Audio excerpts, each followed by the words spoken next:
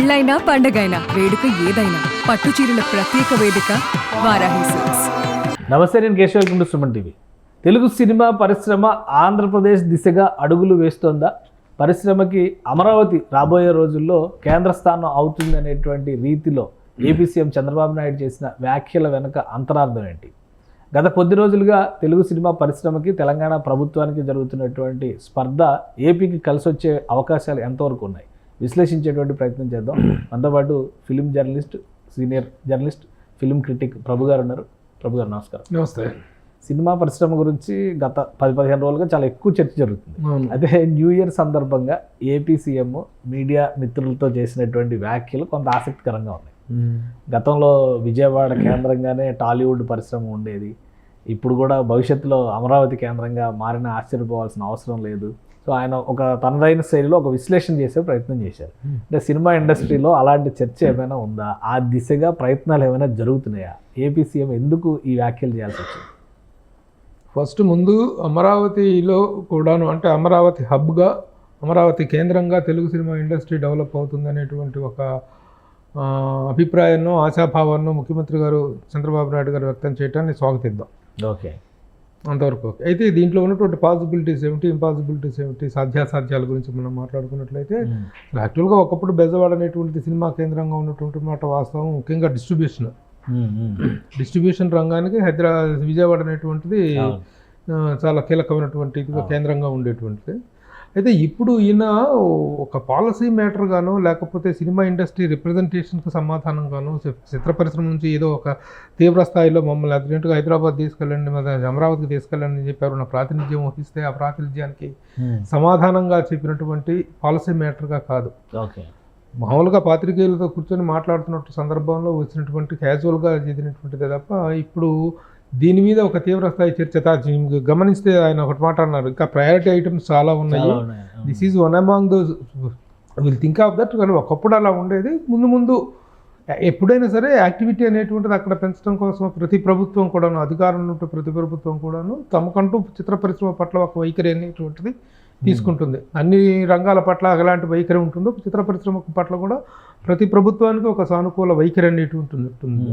ఆ సానుకూల వైఖరిని వ్యక్తం చేశారనే చెప్పుకోవాలి తప్ప అర్జెంటుగా సినిమా ఇండస్ట్రీని ఇక్కడ నుంచి పెకలించి తీసుకెళ్ళి అంటే కొన్ని లెక్కలు చెప్పారు. గత ప్రభుత్వ హయాంలో కూడా జగన్మోహన్ రెడ్డి గారి ఆర్గ్యుమెంట్ కూడా కొంచెం సిమిలర్గా ఉందని చెప్పాల్సి వస్తుంది. ఎందుకంటే ఇండస్ట్రీకి ఎక్కువ రెవెన్యూ ఆంధ్ర ప్రాంతం నుంచి వస్తుంది, కానీ ఇండస్ట్రీ ఏది కూడా సినిమాలు తీసే పర్సంటేజ్ తక్కువ, ఆంధ్రాకి చేస్తున్నది తక్కువ అనేటువంటి అభిప్రాయం ఆయన మాట్లాడేవాడు.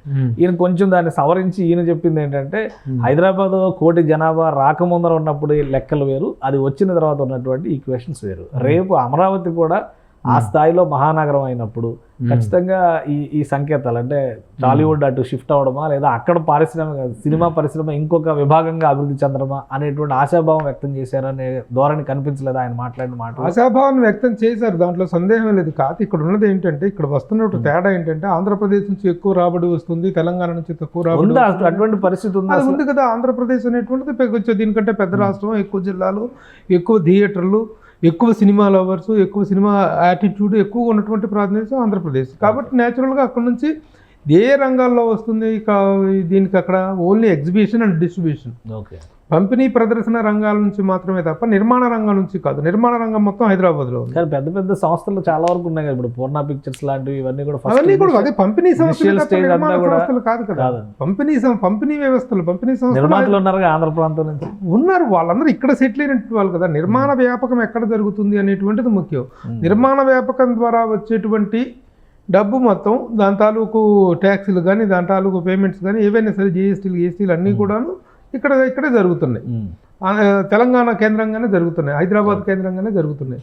కాబట్టి ఆ వేరియేషన్, పెద్ద ప్రాంతం ఎక్కడ అయినప్పటికీ పెద్ద రెవెన్యూ అక్కడ నుంచి డిస్ట్రిబ్యూషన్, పంపిణీ రంగాల నుంచి వస్తున్నప్పటికీ నిర్మాణపరమైనటువంటి ప్రాంతం ఇక్కడే జరుగుతుంది. కాబట్టి ఇక్కడే హబ్ అనేటువంటిది కొనసాగుతుంది. దీన్ని ఇక్కడ నుంచి పెకలించుకు తీసుకెళ్లిపోయి ఆంధ్రప్రదేశ్లో పెట్టమనేటువంటి, పెకలించకపోవచ్చు కానీ పాలసీ పరంగా ఇప్పుడు సీఎం స్థాయి వ్యక్తి అలాంటి వ్యాఖ్యలు చేశారంటే అది ఒక పాజిటివ్ సిగ్నల్ గా చూస్తానికి అవకాశం లేదా? ఎందుకంటే తెలంగాణలో ఇప్పుడు గవర్నమెంట్తో స్మూత్ రిలేషన్స్ అయితే లేవు, కొట్టుకుంటున్నారని చెప్పలేం కానీ స్మూత్ రిలేషన్స్ అయితే లేవు.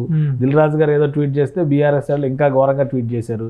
సో ఇవన్నీ చాలా ఇష్యూస్ ఉన్నాయి. రాజకీయంగా వస్తున్నటువంటి ఆరోపణలు కావచ్చు, మనస్పర్ధలు కావచ్చు, భేదాభిప్రాయాలు కావచ్చు, తెలంగాణ వర్సెస్ తెలుగు ఇండస్ట్రీ అనేది కనిపిస్తుంది.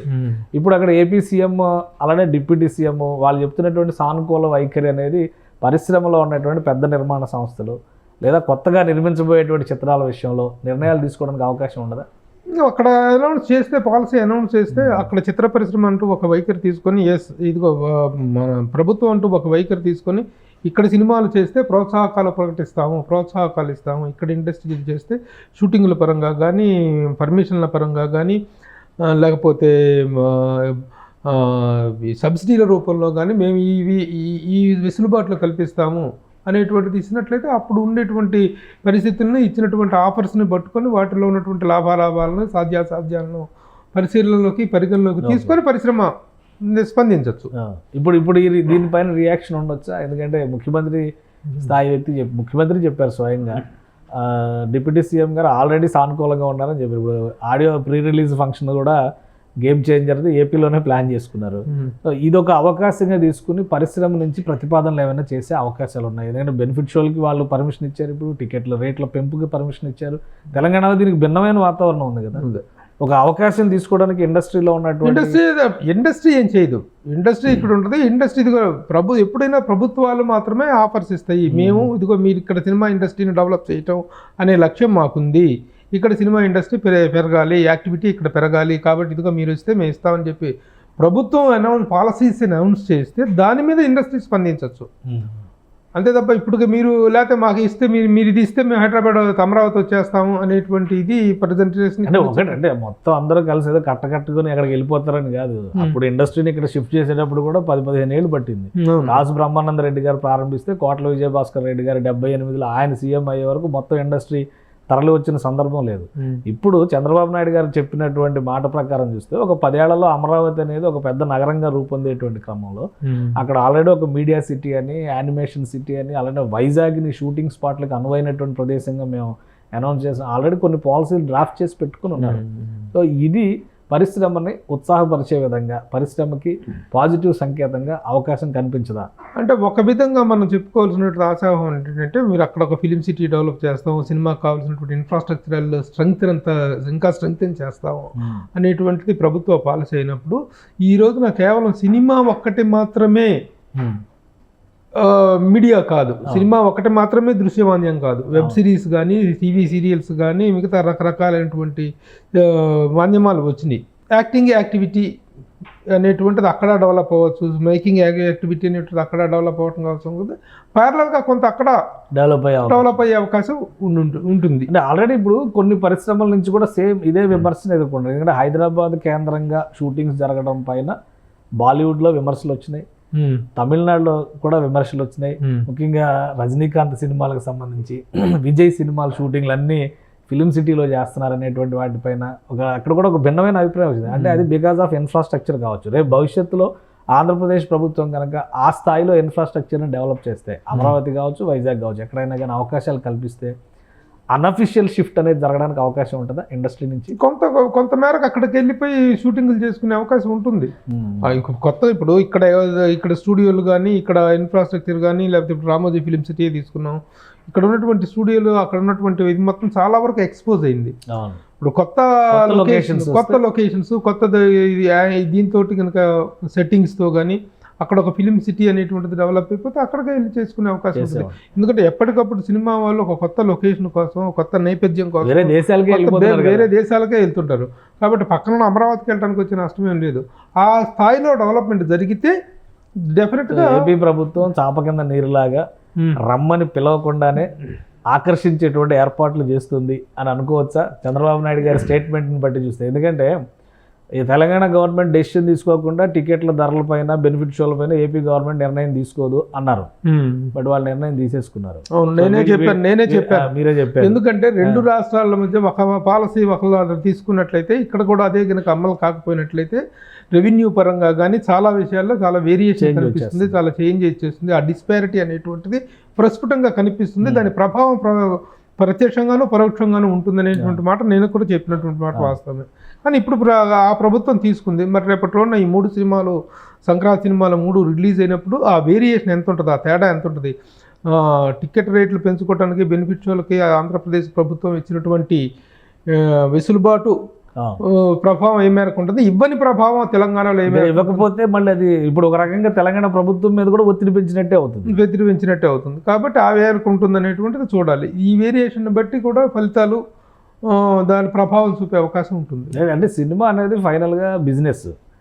పెట్టే రూపాయికి ₹1.5 ₹10 అదనంగా రావాలని ఆలోచిస్తారు. కాబట్టి అక్కడ ప్రభుత్వం ఇలాంటి ఆకర్షణలతో వ్యూహాత్మకంగా ముందుకు వెళితే తెలంగాణ ప్రభుత్వం పైన కూడా ఈ ప్రెషర్ పడుతుంది. అలానే ఇండస్ట్రీ పైన కూడా ఇండైరెక్ట్గా దీని ఇంపాక్ట్ పడుతుంది అని అనుకోవచ్చు మనం. డెఫినెట్గా ఉంటుంది, కొంతమేరకు ఉంటుంది. అయితే అది అంత త్వరగా ఓవర్ నైట్ జరిగే చేంజ్ అయితే మాత్రం కాదు, కొంత సమయం పడుతుంది. ఓవర్ నైట్గా మాత్రం ఎంత రాయితీలు ఇచ్చినా సరే ఇక్కడ నుంచి పరిశ్రమ నిర్మాణ వ్యాపకం ఇప్పటి నుంచి తరలిపోయే పరిస్థితి వేరు, తరలిపోవటం వేరు. గతంలో కూడాను మద్రాసు నుండి హైదరాబాద్కు చిత్ర పరిశ్రమను తరలించేటువంటి తరలి వచ్చే ప్రయత్నంలో 15-20 సంవత్సరాల పాటు ఒక పోరాటం, అది 30 సంవత్సరాలుగా స్లోగన్గా ఉన్నప్పటికీ తీవ్రమైనటువంటి ఇది జరిగింది. ఒక 10 సంవత్సరాల పాటు ఒక పోరాట స్ఫూర్తిలో జరిగింది. అలాంటి ఇది అనేటువంటిది కొంతకాలం జరుగుతుంది. జరిగి ఇక్కడ వేళ్ళు ఉనుకుంది. ఇప్పుడు ఇండస్ట్రీ ఇక్కడ వేళ్ళు ఉనుకుంది. ముఖ్యంగా ఇక్కడ హైదరాబాద్ మాత్రమే సినిమా వాళ్ళకి ఇంత ప్రేమ, ఇంత ఇది ఎందుకంటే ఇక్కడ ఉన్న వాతావరణం, ముఖ్యంగా వాతావరణం ప్లేస్ వైటల్ రోల్. ఒక షాట్ బయట అట్లా ఏముంది ఇప్పుడు చెన్నైలో అంతకంటే ముందర మరి దక్షిణాది సినిమా పరిశ్రమ మొత్తానికి చెన్నై కేంద్రం. చెన్నై వాతావరణానికి విజయవాడ వాతావరణానికి పెద్ద డిఫరెన్స్ ఏముంది, వైజాగ్ వాతావరణం పెద్ద డిఫరెన్స్ ఏముంది. అన్నిటికీ మించి మోరోవర్ చెన్నై నుంచి హైదరాబాద్ షిఫ్ట్ అవడానికి 500 కిలోమీటర్ల దూరం కనిపిస్తుంది. అమరావతి కనుక కేంద్రం అయ్యేటువంటి పరిస్థితి 200 కిలోమీటర్లే ఉండొచ్చు రేపు అక్కడ ఏర్పాటు అవుతున్నటువంటి ట్రావెలింగ్ ఇన్ఫ్రాస్ట్రక్చర్ ప్రకారం చూస్తే. కాబట్టి టెక్నీషియన్స్ ఇక్కడ నుంచి అక్కడికి చెన్నైలో ఆ విధంగా చేశారు కదా, ఇక్కడ ఇప్పుడు ఎందుకు చేయలేరు అంటే చెన్నై వాతావరణం కూడా అలాగే ఉంటుంది, అంతకంటే దారుణంగా ఉంటుంది. ఎందుకంటే సీషోర్ కాబట్టి అక్కడ హ్యూమిడిటీ ఎక్కువగా విపరీతంగా ఉంటుంది. ఇక్కడ ఆంధ్రప్రదేశ్లోను హైదరాబాద్ బోర్డర్ అంటూ దాటి పక్కకి వెళ్తే వాతావరణంలో వచ్చేటువంటి విపరీతమైనటువంటి చేంజ్ అనేటువంటిది ఆర్టిస్టులకు చాలా ఇరిటేషన్గా ఉంటుంది. అందులో డౌటే లేదు. హైదరాబాద్ పరిసరాల్లో చేస్తున్నప్పుడు ఆర్టిస్ట్ బయటకు వచ్చి ఒక అవుట్డోర్లో ఒక షాట్ తీయాలంటే అంత టెక్నాలజీ పెరిగిపోయింది కదా. ఉంటే క్యారవాన్లో ఉంటారు, లేదా షూటింగ్ స్పాట్లోనేమో ఏసీలు పెట్టుకొని చేస్తున్నారు. ఇట్లాంటి ఫెసిలిటీస్ అన్ని వచ్చినాక వాతావరణం ఇంపాక్ట్ ఉంటుందా? ఎందుకంటే ఎక్కడ ఆఫ్రికా దేశాలకు వెళ్ళి కూడా మన వాళ్ళు షూటింగ్లు చేస్తున్నారు. కాబట్టి అక్కడ రిక్వైర్మెంట్ని బట్టి మార్పులు చేర్పులు. కానీ గవర్నమెంట్ ఇచ్చేటువంటి ప్రోత్సాహకాలు, ఇండస్ట్రీకి ఇచ్చేటువంటి సహకారం, ఇది చాలా వైటల్ రోల్ ప్లే చేసేటువంటి అవకాశాలు అయితే ఎక్కువగా ఉన్నాయి. మరి ఆ స్థాయిలో ఎంతవరకు ఆ స్థాయిలో ఒకవేళ ఏపీ గవర్నమెంట్ ఆ స్థాయిలో కనుక పాలసీ పరంగా కొన్ని విధానాలను చెప్పి మిగతా అన్ని కూడా వాళ్ళు అమలు చేసేటువంటి పద్ధతిలో చాప కింద నీరులాగా ఇప్పుడు ఈ నిర్ణయం తీసుకున్నట్టుగా తీసుకున్నారనుకోండి, ఇండస్ట్రీ చెప్పకనే బాయ్ చెప్పే పరిస్థితి ఉండదు. అసలు అక్కడ అంత ఇదిగా చేయగానే బయ చెప్పే పరిస్థితులు ఆ టైంకి ఇక్కడ తెలంగాణ ప్రభుత్వం కూడా కొన్ని నిర్ణయాలు తీసుకోవాలి. ఇప్పుడు ఎందుకంటే తెలంగాణ ప్రభుత్వం వ్యవహరిస్తున్నటువంటి తీరు ఇండస్ట్రీకి ఇబ్బందికరంగా ఉందనేటువంటి చర్చ ఎక్కువ జరుగుతుంది కదా. అది ఒక వివాదం నేపథ్యంలో వచ్చినటువంటి తీరే తప్ప కాంగ్రెస్ ప్రభుత్వం రేవంత్ రెడ్డి ప్రభుత్వం ప్రత్యేకించి దీని మీద కక్షగట్టిలో లేకపోతే కక్ష సాధింపుగా చేస్తుంది అనుకోవటానికి లేదు. ఒక జరిగిన ఇన్సిడెంట్ నేపథ్యంలో వచ్చినటువంటి పరిణామాలే తప్ప రేవంత్ రెడ్డి ప్రభుత్వం కానీ కాంగ్రెస్ ప్రభుత్వాలు కానీ కాంగ్రెస్ పాలసీస్ కానీ టోటల్గా వ్యతిరేకంగా చిత్ర పరిశ్రమకు వ్యతిరేకంగా ఉన్నాయి అని అనుకోవటానికి అవకాశమే లేదు. ఈ ప్రస్తుతం రేవంత్ రెడ్డి సీఎంగా ఉన్నటువంటి తెలంగాణ ప్రభుత్వమే కాంగ్రెస్ ప్రభుత్వమే కాదు, రేపటి రోజున ఎవరు వచ్చినా సరే ఒక కక్ష సాధింపు ధోరణిలో పరిశ్రమలు నొక్కేద్దాం వీళ్ళని ఇరగదీసేద్దాం అనే ధోరణి అయితే ఉండదు. ఒక సంఘటన నేపథ్యంలో జరిగినటువంటి సంకట స్థితి అనేటువంటిది మాత్రమే కొంతకాలం కొనసాగుతుంది తప్ప ఏ ప్రభుత్వం వచ్చినా సరే ఇండస్ట్రీ పట్ల కక్ష సాధింపు ధోరణితో ప్రవర్తిస్తుంది అనేటువంటిది మాత్రం లేదు. ఒకవేళ అలా జరిగితే నష్టం ప్రభుత్వాలకి నష్టం. ఎందుకంటే ప్రభుత్వం ప్రతి వ్యవస్థని డెవలప్ చేయడానికి, ప్రతి వ్యవస్థను ఆదరించడానికి ప్రభుత్వం యొక్క బాధ్యత. కాబట్టి అది తాత్కాలికమైనటువంటిదే తప్ప తెలంగాణ ప్రభుత్వ ప్రస్తుతం చిత్ర పరిశ్రమ పట్ల వైఖరి అనేటువంటిది తాత్కాలికమైనటువంటి సంఘటన నేపథ్యంలో మాత్రమే. It is not a permanent vengeance of any government. అసలు మనం మొదటి నుంచి మాట్లాడుకుంటున్న విషయం ఒకటి ఉంది.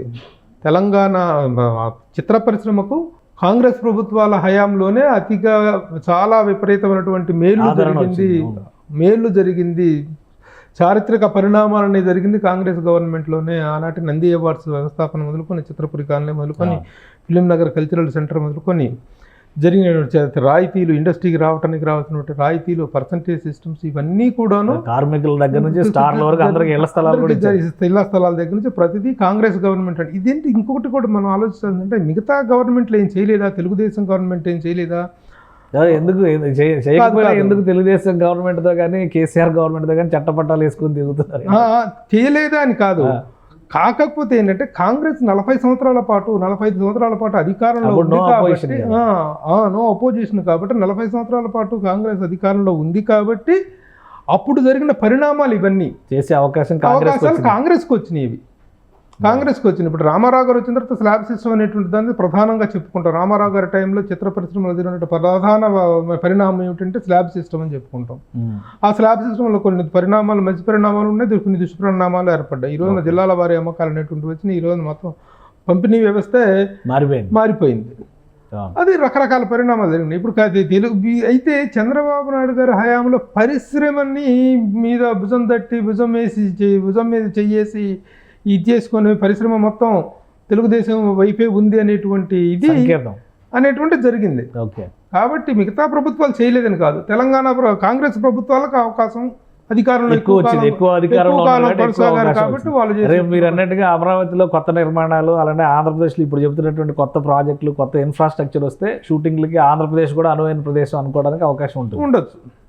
ఆ విధంగా ఉంటుంది తప్ప ప్రత్యేకించి ప్రభుత్వాల యొక్క కట్ట సాధింపు ధోరణిలో లేదా ప్రత్యేకించి కాదు. ఎందుకంటే సినిమా ఇండస్ట్రీ అనేటువంటిది గొప్ప ఇండస్ట్రీ అయినప్పటికీ కూడాను మిగతా టర్న్ ఓవర్స్తో పోల్చుకున్నట్లయితే సినిమా పరిశ్రమ టర్న్ ఓవర్ పెద్ద గొప్పగా చెప్పుకోదగింది ఏం కాదు. ఏదో ఒక లెక్కల ప్రకారం చెప్పారు, ఉభయ రాష్ట్రాల్లో కరివేపాకు ఖర్చు ఎంతో, కరివేపాకు టర్న్ ఓవర్ ఎంతో, సినిమా ఇండస్ట్రీ టర్న్ ఓవర్ అంతా అని చెప్పి. ఇక్కడ ఇదేంటంటే మోస్ట్ రెస్పెక్టెడ్ ఫీల్డ్, ఒక ఆనర్, ఒక గ్లామర్ ఉండేటువంటి ఫీల్డ్, గుర్తింపు ఉన్నటువంటి ఫీల్డ్ అనేటువంటిది మనం పరిగణలోకి తీసుకోవాల్సినటువంటి విషయం. రైట్. థ్యాంక్ యూ ప్రభు గారు విశ్లేషణ అందించినందుకు. ఇది ఆంధ్రప్రదేశ్ ముఖ్యమంత్రి చేసినటువంటి వ్యాఖ్యలు ఆసక్తికరంగా ఉన్నాయి, కానీ ఇండస్ట్రీ అవసరాలు మరో విధంగా ఉన్నాయి. ప్రస్తుతం హైదరాబాద్లో ఉన్నటువంటి ఇండస్ట్రీకి ఇప్పుడు వచ్చినటువంటి రాజకీయ స్పర్ధ లేదా ప్రభుత్వపరమైనటువంటి ఒత్తిడి అనేది కేవలం ఒక సంఘటన ఆధారంగా జరిగినటువంటి పర్యవసానంగానే చూడాల్సి ఉంటుంది. అయితే అవకాశాలు కల్పించిన, ఇండస్ట్రీ పట్ల రాయితీలు ప్రకటించిన, కొత్త విధానాలు తీసుకొచ్చిన ఖచ్చితంగా నిర్మాతలు అక్కడే కొత్తగా తయారయ్యే అవకాశం కూడా ఉండొచ్చు. ఇండస్ట్రీ విస్తరించడానికి మార్గాలు కూడా ఏర్పడొచ్చని ప్రభు గారు విశ్లేషిస్తున్నారు. ఇప్పుడున్నటువంటి పరిస్థితిలో ఏ దేశానికి వెళ్ళైనా కానీ షూటింగ్ చేసేటువంటి వాతావరణం ఉంది కాబట్టి ఆంధ్రప్రదేశ్లో మంచి లొకేషన్స్ వస్తే, అమరావతి అంగరంగ వైభవంగా నిర్మాణం జరిగితే ఖచ్చితంగా ఇండస్ట్రీ దానిపైన సినిమాలు తీయడానికి ఆసక్తి చూపిస్తుందని ప్రభు గారు విశ్లేషిస్తున్నారు. ఇది special discussion. Keep watching. Suman టీవీలో మీ పర్సనల్ అండ్ బిజినెస్ ప్రమోషన్స్ కోసం కింది నెంబర్కి కాంటాక్ట్ చేయండి.